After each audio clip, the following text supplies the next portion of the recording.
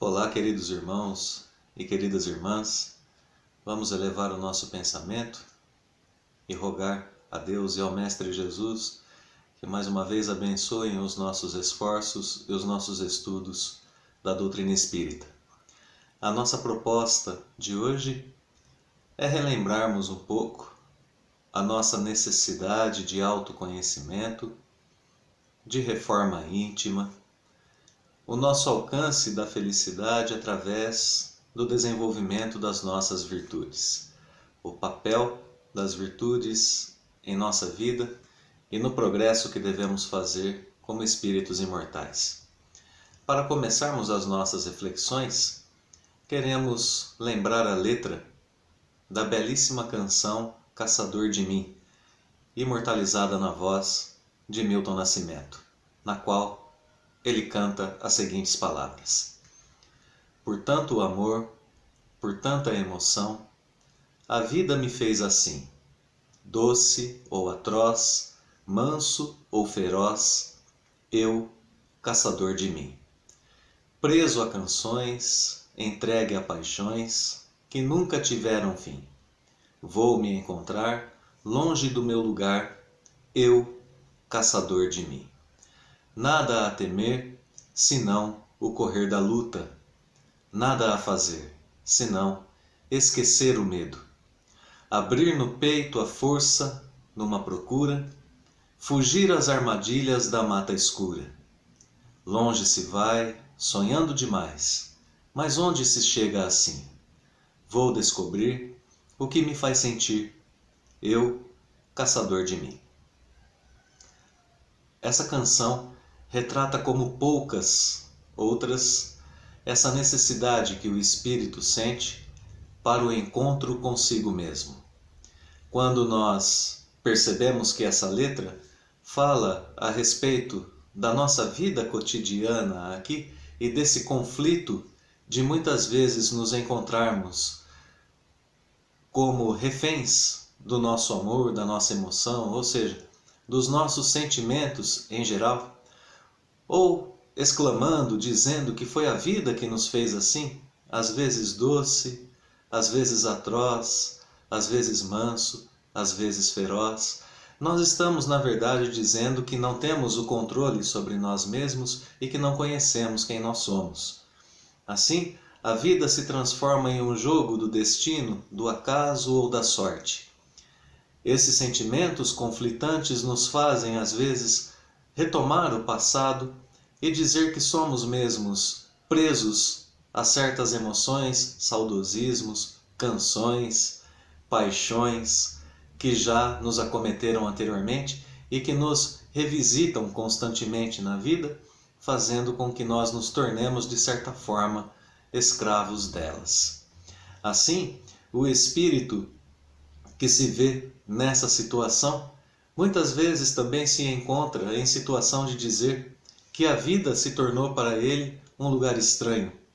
Quantos de nós não temos esse sentimento quando nos pegamos projetando a profissão que vamos ter no decorrer da nossa reencarnação e muitas vezes não conseguimos entrar para esse ramo de atividade tão desejado?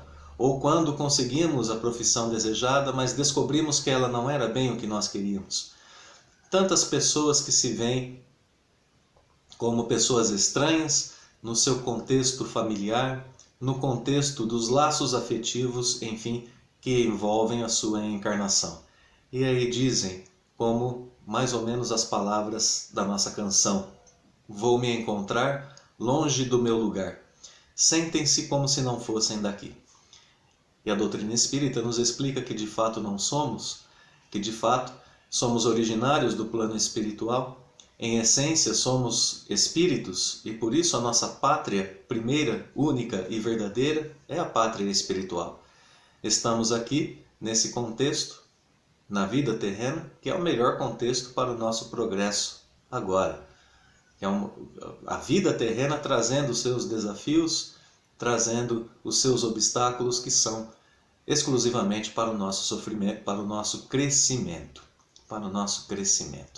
Assim, se em algum momento somos acometidos pelo medo, é melhor esquecermos esse medo e partirmos para a luta redentora, que é a luta do dia a dia. Agora, para partirmos para essa luta de peito aberto, nessa procura por nós mesmos, que é identificada na letra dessa canção, nós, como espíritos criados pelo Pai Celestial, temos essa tendência à autodescoberta, ao progresso e assim ao encontro da nossa felicidade, pois nós fomos criados por Deus para sermos felizes e não para sofrermos. Tivemos alguns mensageiros do Pai Celestial, da revelação divina aqui na Terra, e nós espíritas temos como o maior desses mensageiros o nosso Mestre Jesus, nosso guia e modelo. Por isso, um caminho que é muito indicado para esse autoconhecimento e o encontro da nossa felicidade, o desenvolvimento das nossas virtudes, é a comparação das nossas atitudes com as atitudes que o Cristo teve aqui na Terra. Como Jesus agiu quando foi perseguido, quando foi humilhado, quando foi difamado, como Jesus agia diante das situações do seu dia a dia e como eu mesmo ajo diante de situações parecidas. Essa comparação vai se tornando inevitável na medida em que nós avançamos em nosso autoconhecimento e em nossos estudos. E ela é muito boa para nós. Tanto que Divaldo Pereira Franco assevera em uma de suas palestras que aquele que conhece Jesus e que com ele trava relações de amizade jamais é o mesmo. A pessoa muda e ela muda para melhor. Ela se transforma em um trabalhador ativo da vontade divina, da providência divina, e assim ela vai, aos poucos, conquistando o seu quinhão de felicidade aqui na Terra. Esse talvez seja o ponto inicial para que a gente possa suprir essa necessidade de autoconhecimento que a vida cobra de todos nós e que nos faz sentir, às vezes, um pouco incomodados, como nessa letra da canção de Milton Nascimento. Esse sentimento que surge dessa letra é um sentimento comum a muitas pessoas. E agora a gente sabe que a gente tem isso como algo íncito em cada um de nós, como algo natural a cada um de nós, essa necessidade da busca do autoconhecimento, do progresso e da nossa felicidade. E nós temos, nas 5 obras básicas da doutrina espírita, um material muito vasto para essa nossa tarefa. E temos em uma delas, em O Evangelho segundo o Espiritismo, o roteiro prático para a busca da nossa felicidade. Agora, é muito interessante notarmos que na introdução do Evangelho segundo o Espiritismo, logo no primeiro parágrafo da introdução, que tem o título objetivo desta obra, Allan Kardec escreve que o Evangelho segundo o Espiritismo se traduz em um manual prático, em um roteiro infalível para a felicidade humana. E logo que a gente lê essas palavras, nós nos deparamos com a nossa incompreensão do que seria essa felicidade para nós aqui no planeta Terra, dado que basta que uma adversidade alcance os nossos passos ou um obstáculo se apresente em nosso caminho da reencarnação terrena, que nós imediatamente lembramos uma outra frase muito famosa que está no capítulo 5 do Evangelho segundo o Espiritismo, que é a frase que diz que a felicidade não é desse mundo. Agora, quando nós dizemos essa frase, a felicidade não é desse mundo, com conhecimento de causa, isso é até muito bom. Mas quando nós dizemos com um certo amargor, com uma certa incompreensão, e sendo que esses sentimentos nos levem à inércia diante do problema, bem, já que a felicidade não é desse mundo, eu nada posso fazer por alcançá-la, aí a gente começa a ter problemas. Então, a gente pode pensar que a felicidade não é desse mundo em pelo menos 2 sentidos. E mesmo assim, termos em O Evangelho segundo o Espiritismo um roteiro prático e infalível para a nossa felicidade terrena, já que essa ideia de roteiro nos dá algo a ser seguido, a ser estudado e a ser praticado. É assim que nós tratamos com roteiros. Nós os estudamos, analisamos, seguimos e praticamos, o que nos dá a ideia de uma felicidade a ser construída conforme caminhamos aqui no planeta Terra. E assim ela não será mais apenas o objetivo final da nossa existência, mas será conquistada aos poucos no decorrer da nossa caminhada terrena. E essa felicidade vai sendo conquistada a partir desse autoconhecimento e do conhecimento do nosso lugar aqui no planeta. A gente tem um bom indicativo disso na questão de número 922, lá do Livro dos Espíritos. Naquela questão, Allan Kardec pergunta aos espíritos superiores se existe algum tipo de felicidade que é comum a todas as pessoas que estão no planeta Terra. A pergunta é muito importante porque nós havemos de convir que aquilo que me faz feliz, aquilo que eu considero felicidade, pode não ser felicidade para outras pessoas que convivem comigo. Então Allan Kardec quer saber se existe um sentido comum da felicidade a todas as pessoas aqui na Terra. A resposta a essa questão nós vamos tratar em duas partes. A primeira parte diz respeito à nossa vida aqui na matéria e a segunda parte diz respeito à vida do espírito, tratando assim os dois âmbitos da nossa existência de forma integral. Esse é o grau de sabedoria dessa resposta de O Evangelho de O Livro dos Espíritos. Então, na questão 922, lemos que, em relação à vida material aqui na Terra, a nossa felicidade consiste na posse do necessário. Posse daquilo que é necessário. Nós devemos possuir algumas coisas que suprem as nossas carências básicas, pelo menos aqui no planeta. É claro que uma pessoa que se vê na carência de recursos para transporte, para educação, para sua saúde, para sua alimentação, não consegue o mínimo de felicidade possível aqui no planeta, pois terá sofrimentos severos em relação ao seu corpo físico. Então nós temos que ter um básico aqui e o encontro dessa medida do que é necessário à vida física, à vida material de cada um de nós, é um encontro individual, pois é claro que cada um de nós tem necessidades diferentes. Agora, o que está no íntimo dessa questão é tomarmos cuidado com os nossos excessos. Excessos de todo tipo, excessos no âmbito dos exercícios físicos, do trabalho, da alimentação, do repouso, enfim, tudo aquilo que diz respeito ao nosso corpo físico e que é excessivo também é prejudicial. E essa resposta em relação ao campo da matéria, ao campo do corpo físico, nos mostra que administrar carência, administrar falta é algo penoso para nós. E por outro lado, administrar excesso também se transforma em algo penoso. Então a medida da felicidade comum é um encontro daquilo que é necessário para nós, para que estejamos livres dessa administração que nos desgasta nos excessos e que também nos desgasta nas carências, nas faltas. Em relação à vida espiritual ou à vida moral, os espíritos superiores nos dizem que a felicidade está na conquista da consciência tranquila e na fé na vida futura. Assim, é que nesse exercício cotidiano de avaliarmos aquilo que é necessário para nós, nós não estamos impedidos de conquistar, de construir, de crescer no âmbito material.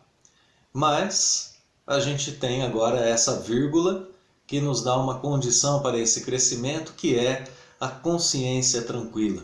Desempenharmos isso de modo a não prejudicarmos as outras pessoas, conquistarmos sem prejudicar E mais um detalhe, além de não prejudicarmos, promovendo ainda o crescimento das outras pessoas em nível social. Essa é a nossa tarefa principal aqui no planeta Terra.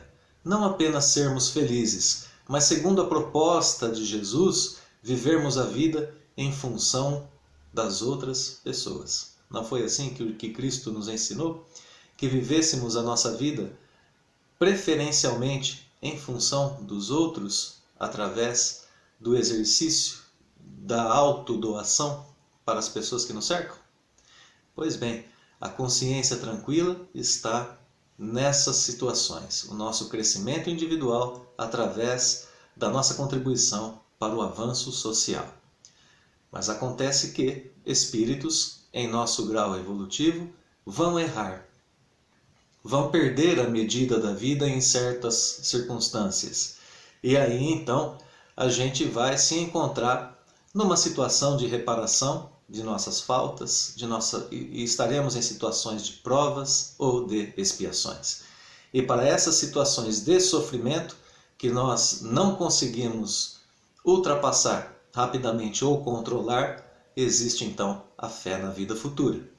Aí a gente tem agora um quadro no qual nós sabemos que os nossos sofrimentos são passageiros e que eles são úteis ao progresso do nosso espírito. A consciência dessa situação faz com que nós tenhamos o quinhão de felicidade possível para nós aqui na Terra.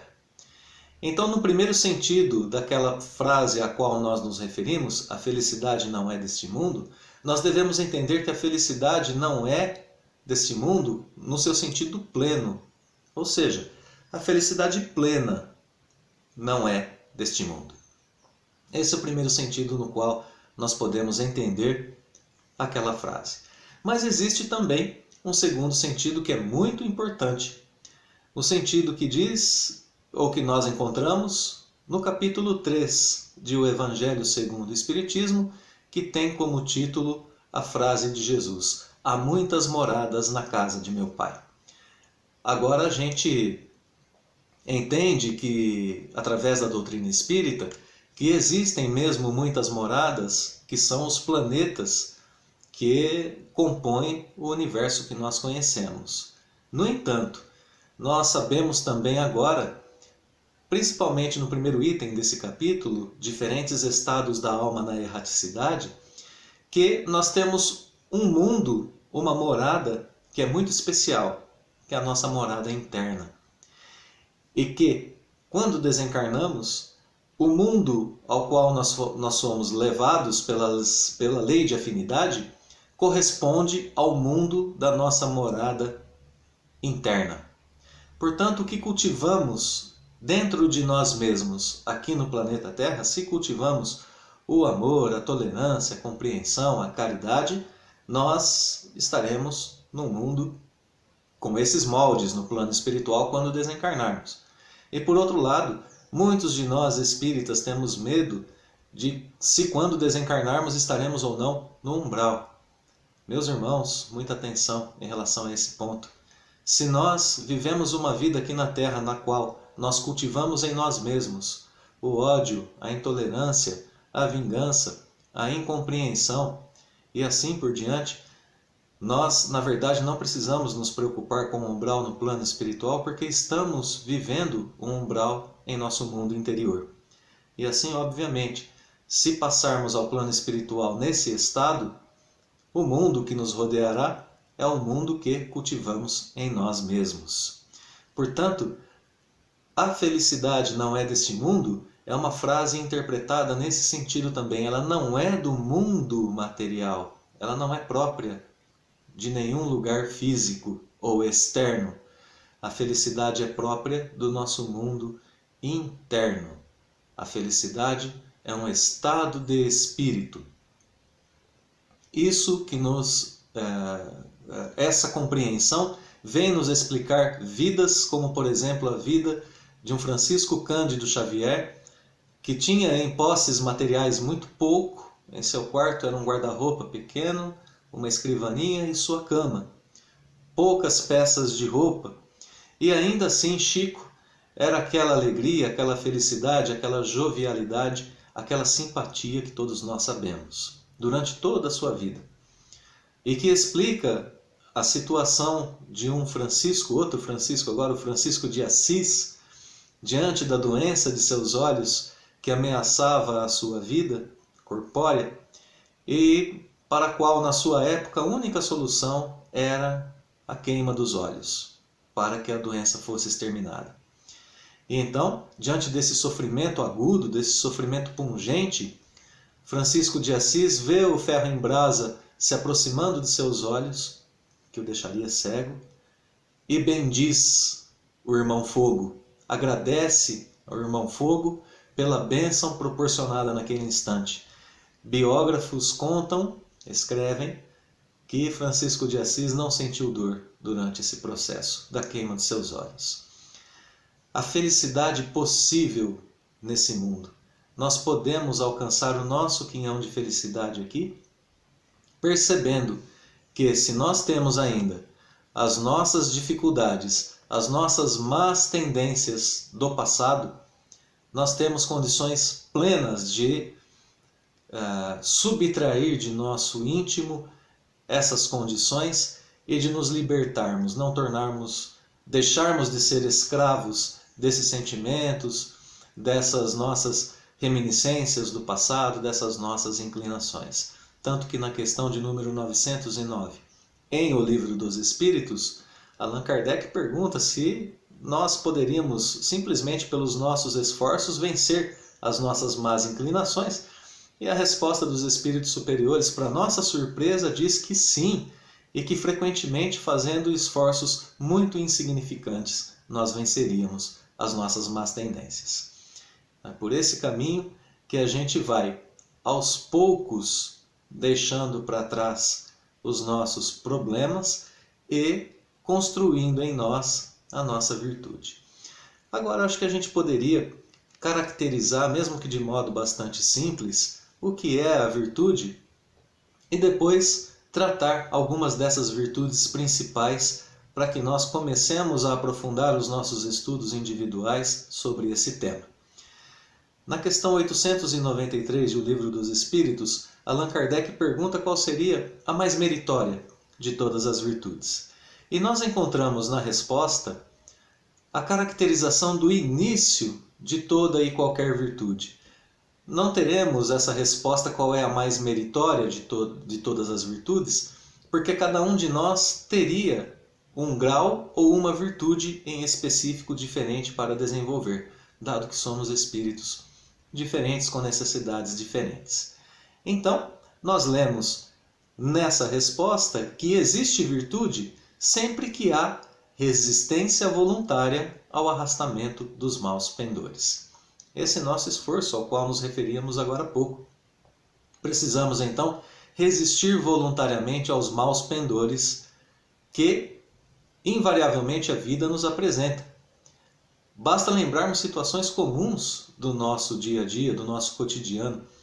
Ao passarmos, por exemplo, ao lado de uma vaga que é uma vaga para pessoas com deficiência física, podemos sentir aquela tentação e pensar: eu vou parar tão pouquinho tempo, vai ser tão rapidinho. Mas nesse instante lembrarmos que nós temos que resistir às nossas más inclinações, às más tendências, às atitudes equivocadas e deixar a vaga livre e procurar outro lugar para estacionar. E assim diante de todos os nossos vícios e de todas as nossas imperfeições. É assim que começa a nascer em nós o comportamento virtuoso. Esse comportamento que faz com que nós nos eduquemos na virtude, através da mudança de nossos hábitos. É assim que a gente passa a criar em nós um ambiente moral, um ambiente espiritual diferente do ambiente vicioso e do ambiente da imperfeição. Isso porque, se a gente quiser caracterizar um pouquinho melhor ainda a virtude, a gente vai poder relembrar as palavras do Espírito de Verdade ainda no prefácio de O Evangelho segundo o Espiritismo, onde ele diz que os Espíritos do Senhor, que são as virtudes do céu, qual imenso exército que se movimenta ao receber as ordens do seu comando, espalham-se por toda a superfície da terra. Então olha a característica da virtude. A virtude obedece ao comando do supremo bem. A virtude é uma tendência interna, se nós quisermos transferir isso ao espírito, é uma tendência interna a praticar o bem. Mas nós só construímos essa tendência, essa predisposição interna à prática do bem, ela só se torna natural para nós quando nós fazemos esse exercício de resistência aos maus pendores.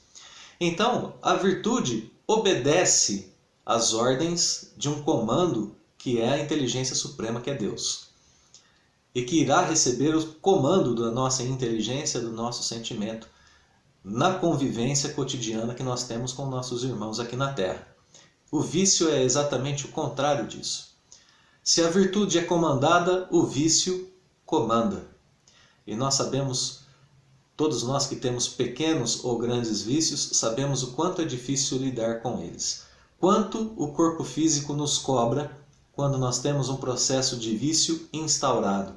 Seja um vício pelas redes sociais, essas pessoas que se perdem muito tempo nas redes sociais, os vícios de linguagem, os vícios de postura, os vícios tóxicos, por que não? Todo tipo de vício que nós temos no planeta, nós sabemos quanto eles nos comandam. Então, agora a gente pode analisar de forma, mesmo que rápida, o caminho para que a gente comece essa transformação, que sai do comportamento vicioso para o comportamento virtuoso.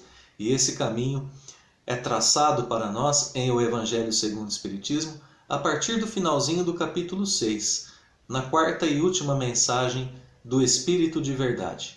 E agora a gente tem então essa característica do Evangelho segundo o Espiritismo como roteiro. Fica a dica para o estudo desses capítulos, o capítulo 6, o Cristo Consolador, e pelo menos os 4 capítulos seguintes, que tratam diretamente de virtudes, como citarei logo mais. O capítulo 7, 8, 9 e 10 do Evangelho segundo o Espiritismo. Então, ao finalzinho de sua quarta e última mensagem, no capítulo 6, o Espírito de Verdade nos diz que a sabedoria humana reside em 2 palavras. Só 2 palavras para a sabedoria da vida humana aqui na Terra. E essas 2 palavras são devotamento e abnegação. Devotamento e abnegação. O início dos hábitos virtuosos para o espírito aqui na Terra. Devotamento, a entrega que nós devemos ter a cada contexto da nossa existência. Nos entregarmos de bom coração, de bom grado, ao nosso ambiente profissional, ainda que ele não seja o desejado e ainda que ele não nos remunere da forma como nós gostaríamos. Estou naquele ambiente, eu me entrego àquele ambiente para fazer o melhor que eu puder, dentro das minhas possibilidades e das minhas forças. O mesmo deve ocorrer no ambiente dos círculos afetivos, amizades, família e etc. Nas casas espíritas, nos grupos de estudo, sempre devotado, sempre entregando o melhor de mim. E a abnegação é justamente esse comportamento, essa virtude também, por que não? Que nos leva a pensar no outro antes de nós mesmos enquanto estamos sendo devotados. Ou seja, eu estou no cumprimento do meu dever em qualquer um desses âmbitos que eu já citei. E de repente eu vejo uma pessoa necessitada perto de mim. É claro que eu entregarei tudo o que existe de melhor em mim para atender a necessidade dessa pessoa, vivendo assim no devotamento às minhas tarefas e na abnegação, que é o esquecimento de mim em favor de quem sofre mais do que eu e de quem precisa de um consolo, de um amparo e de uma ajuda, de uma caridade. Esse é o começo da predisposição ao desenvolvimento das virtudes. Essas virtudes que, como dizia há pouco, estão expostas dos capítulos 7, 8, 9 e 10 do Evangelho segundo o Espiritismo, e da qual nós citaremos aqui pelo menos as principais características para que nós possamos, mais tarde, individualmente, em nossos estudos particulares, revê-las, repensá-las e conhecê-las mais a fundo. No capítulo 7 é tratada a humildade. Os pobres de espírito são os humildes. Bem-aventurança, não é? Bem-aventurados os pobres de espírito. Aqui, nessa questão da humildade, nós percebemos algumas circunstâncias na qual o homem é colocado diante daquilo que ele pensa a respeito do mundo, do conceito que faz a respeito de si mesmo, logo no comecinho do capítulo. Aquele que faz muito autoconceito de si mesmo se torna uma pessoa muito orgulhosa e de vez em quando a vida lhe mostrará o seu lugar. Dirá que o reino dos céus é para aquele que se assemelha à criança, que tem a mente e o sentimento abertos a novos aprendizados. Dirá também uma frase que diz: aquele que se eleva será rebaixado, e o que se rebaixa será elevado, nos dando assim características de comportamentos humildes no planeta Terra. Começando a humildade, então, pela nossa relação com o conhecimento que nós temos a respeito da vida e de nós mesmos. Quem de fato nós somos. Aqueles que fazem muito autoconceito de si mesmos esquecem-se do próximo e, principalmente, de Deus. Então, exercício para a vida. Nos lembrarmos da força suprema que a rege, nos lembrarmos da existência do nosso próximo e de nossa relação com eles. Nos lembrarmos de deixarmos campo aberto para os novos conhecimentos, para novas sugestões, venham de quem vierem. Nos comportarmos assim como crianças que aprendem a cada instante no planeta. E nos lembrarmos também do conhecimento da nossa posição no planeta Terra, pois é comum para nós, às vezes, querermos nos elevar e a vida nos rebaixar. Vejam a parábola de Jesus a respeito do banquete que está contida nesse capítulo do Evangelho. E também, às vezes, a gente faz aquele papel de humilde, né, que é uma falsa modéstia, na verdade, fala: não sou capaz de fazer isso, vamos deixar para lá. Às vezes querendo nos esquivar e às vezes, de fato, temendo um pouco a tarefa. Mas quando a gente se coloca à disposição de desempenhá-la, a gente descobre que a gente podia. Então os rebaixados serão elevados. A humildade, portanto, é a virtude do autoconhecimento. Conforme nós vamos praticando a humildade, nós vamos descobrindo quem nós somos. Capítulo seguinte, a pureza de coração. Bem-aventurados os que têm puro o coração, porquanto verão a Deus. Essa virtude é uma virtude muito interessante, assim como as outras, para o nosso dia a dia. Nós aprendemos com esse capítulo do Evangelho frases como as frases que dizem que são bem-aventurados os que têm os olhos fechados e frases que dizem: se a vossa mão é um motivo de escândalo, cortai-a. Frases fortes que são simbolismos para dizer a nós que devemos exterminar o mal que existe em nós mesmos para conquistarmos essa pureza de coração. E lembrarmos da atitude de Jesus, que era a pureza de coração encarnada na Terra. Jesus era a encarnação de todas as virtudes presentes aqui no planeta para que nós pudéssemos observá-las. E Jesus não via na mulher adúltera o adultério, mas uma senhora necessitada de compreensão, perdão e nova oportunidade. Não via em Simão Pedro um simples pescador, mas o pescador de homens. Não via em Paulo de Tarso o assassino ou perseguidor de cristãos, mas via nele o vaso escolhido para ser o repositório de todos os ensinamentos do Cristo, para que chegassem até os dias de hoje, até os nossos dias. E assim Jesus não via nas pessoas o mal presente em seus corações, mas promovia nelas a reforma, promovia nelas o encontro com a pureza de coração. Jesus via o Filho de Deus capaz e que merece nova oportunidade.